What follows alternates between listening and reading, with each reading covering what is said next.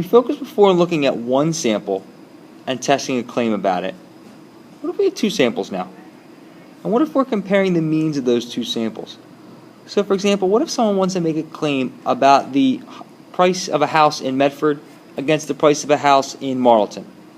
Or the size of a yard in Philadelphia versus the size of a yard in Chicago? If we're looking at the means, or the average length or price or height or whatever it happens to be, we can compare those between two different populations. The difference is our null and alternative, we're not going to have mu equals a number. We're going to have something like mu1 equals mu2. In fact, our null hypothesis is always going to be mu1 equals mu2. It's important that you note which population is which. So off to the side for all these questions, you should tell me, or tell the person reading it, what is population 1 and what is population 2? What are we looking at there? Is population 1 the price of a house in Medford and population 2 the price of a house in Marlton? Well, then write that down. Our alternate is still going to use all the exact same stuff we talked about before, and it's going to compare mu1 and mu2 in this case. The symbol that gets plugged in there, it might be a greater than symbol, a less than symbol, or a not equal to symbol. It's still going to be a one-sided or a two-sided test based on what we're looking at here. If it's less than or greater than, it's one-sided. And over here you have two-sided if it's not equal to.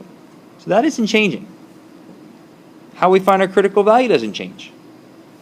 How we find our test statistic is going to change.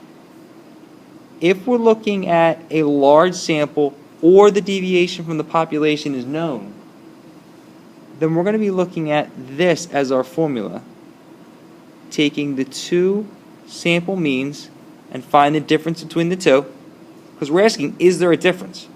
If this value up top ends up being 0, there's no difference. And we're going to divide it by our standard error. Our standard error in this case, take your standard deviation, square it, divide by your n.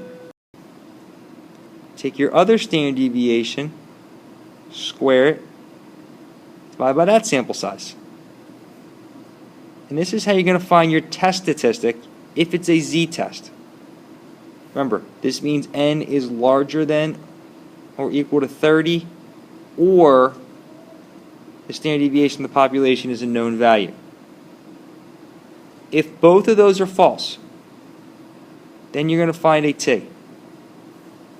This formula is almost identical. You're still going to find the difference between the two. The only difference is, now instead of sigma, you're going to use your standard deviation from the sample.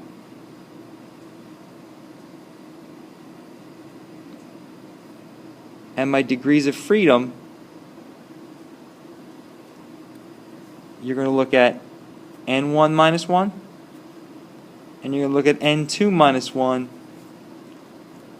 and you're going to take the smaller of the two. And that's how you define your degrees of freedom. Then you would go to your chart, you look it up the exact same way.